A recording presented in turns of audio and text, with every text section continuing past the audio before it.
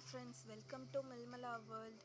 நம்ம நிறைய தோசை கேள்விப்பட்டிருப்போம். பிளெயின் தோசை, வெரைட்டி தோசை, கீ ரோஸ்ட்டுன்னு நிறைய கேள்விப்பட்டிருப்போம். பட் ஆனால் யாராச்சும் பன் தோசை கேள்விப்பட்டிருக்கீங்களா? இன்றைக்கி நம்ம சேனலில் ரெசிபி பன் தோசை தான். ரொம்ப டேஸ்ட்டாக இருக்கும். அதே மாதிரி சைடில் ஃபுல்லாக கிறிஸ்பியாக, நடுவில் ரொம்ப சாஃப்டாக, பார்க்கவே ரொம்ப டெலிஷியஸாக, ரொம்ப சாப்பிடணுன்னு ஆசையை நமக்கு தூண்டுற அளவுக்கு இருக்கும். வாங்க இது எப்படி செய்கிறதுன்னு பார்த்துடலாம். ரொம்ப ஈஸி தான். நீங்கள் பிரேக்ஃபாஸ்ட்டு, பிள்ளைங்களுக்கு லஞ்ச் பாக்ஸாகவும் நீங்கள் கட்டி கொடுக்கலாம். ரொம்ப நல்லாயிருக்கும். அதே சமயத்தில் காலையில் என்ன பண்ணுறதுன்னு தெரியாமல் இருக்கும்போது தோசை மாவு இருந்தாலே இது செஞ்சிடலாம். ஈஸியாக இருக்கும். வாங்க இதுக்கு எப்படி செய்யலான்னு பார்க்கலாம். அதுக்கு ஒரு சின்ன பேனில் எண்ணெய் ஊற்றிக்கோங்க. கடலெண்ணெய் ஊற்றினீங்கன்னா டேஸ்ட் நல்லாயிருக்கு. கடலெண்ணெய் ஒரு 1.5 டேபிள் ஸ்பூன் இல்லை 2 டேபிள் ஸ்பூன் ஊற்றிக்கோங்க. ஊற்றிட்டு கடலைப்பருப்பு போட்டுக்கோங்க. ஃபஸ்ட்டு கடுகு போட்டுறாதீங்க. கடலைப்பருப்பு போட்டு நல்லா பொரிஞ்சதுக்கப்புறம் கடுகு போட்டு நல்லா தாளிச்சிட்டு கருவேப்பிலை போட்டுக்கோங்க. என்கிட்ட கருவேப்பிலை இல்லை, அதனால் போடலை. அப்புறம் ஒரு 1/2 டேபிள் ஸ்பூன் சீரகம் போட்டுக்கோங்க. சீரகம் போட்டிங்கன்னா தான் நல்லா டேஸ்ட் என்ஹான்ஸ் பண்ணி கொடுக்கும். போட்டுட்டு நல்லா பொரிஞ்சதுக்கப்புறம் வெங்காயம் போட்டுக்கோங்க. சின்ன வெங்காயம் இருந்தாலும் போடலாம், பட் ஆனால் பெரிய வெங்காயம் போட்டால் நல்லா டேஸ்ட்டாக இருக்குது. ஒரு சின்னதாக ஒரு பெரிய வெங்காயம் போட்டுக்கோங்க. சின்ன சைஸாக இருக்கிற மாதிரி பார்த்து போட்டுக்கோங்க. ரொம்ப பெருசு வேணாம். இப்போ நான் பண்ணுறது 2 பேருக்குரிய குவான்டிட்டியில் பண்ணுறேன். உங்களுக்கு இதை விட ஜாஸ்தியாக வேணும்னா நீங்கள் குவான்டிட்டி ஆட் பண்ணி போட்டுக்கோங்க.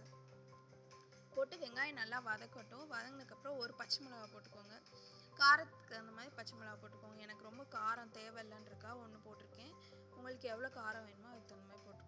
அப்புறம் ஒரு கைப்பிடி அளவுக்கு கொத்தமல்லி எடுத்து குட்டி குட்டியாக கட் பண்ணி போட்டுக்கோங்க.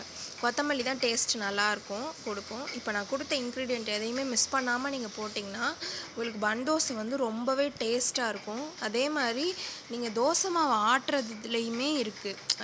தோசை கிறிஸ்பியாக வர்றதும் சரி, இல்லை தோசை சாஃப்டாக வர்றதும் சரி. தோசை மாவு ரெசிபி நான் வேணும்னா கேளுங்க, நான் ஒரு நாள் போடுறேன். அப்புறம் நான் ஒரு 3 குழிக்கரண்டி தோசை மாவு எடுத்திருக்கேன். அதை எடுத்து நம்ம வதக்கி வச்சுருந்தோம்ல, அந்த தாளிப்பு அது எல்லாத்தையும் எடுத்து தோசை மாவில் கொட்டி, எனக்கு மாவு கொஞ்சம் திக்காக இருந்துச்சு. அதனால் நான் கொஞ்சம் தண்ணி ஊற்றிக்கிட்டேன். ஒரு 1/2 டம்ளர் தண்ணி ஊற்றி நல்லா மிக்ஸ் பண்ணி வச்சுக்கோங்க. மாவு ரொம்ப திக்காகவும் இருக்கக்கூடாது, அதே சமயத்தில் தண்ணியாகவும் இருக்கக்கூடாது, மீடியமாக இருக்கணும். நம்ம தோசை ஊற்றுவோம்ல அந்த பதத்தை விட கொஞ்சம் திக்காக இருக்கணும். இட்லி ஊற்றுறதை விட கொஞ்சம் தண்ணியாக இருக்கணும். அந்த மாதிரி நீங்கள் பார்த்துக்கிட்டிங்கன்னா உங்களுக்கு ஈஸியாக இருக்கும். அதுக்கப்புறம் இப்போ தான் மெயினான விஷயம். நம்ம என்னென்னா தோசைக்கல்ல ஊற்ற போகிறது கிடையாது. தாளிப்பு கரண்டி இருக்குது பார்த்தீங்களா, அதில் தான் நம்ம பன் தோசை செய்ய போகிறோம். இப்போ தாளிப்பு கரண்டியை வச்சுட்டு அடுப்பில் சிம்மில் வச்சுக்கோங்க. வச்சுட்டு நல்லெண்ணெய் இல்லை கடலெண்ணெய் எதுனாலும் போட்டு நல்லா சைடில் ஃபுல்லாக ஊற்றுனதுக்கப்புறம் 2 குழிக்கரண்டி மாவு இல்லை 3 குழிக்கரண்டி மாவு எடுத்து ஊற்றி நல்லா சுற்றி எண்ணெய் ஊற்றி விட்டுட்டு ஒரு சின்ன பிளேட் வச்சு மூடி வச்சுக்கோங்க. மூடலைன்னா நடுவில் வேகாது. மூடி வச்சிட்டிங்கன்னா நடுவில் வெந்துடும்.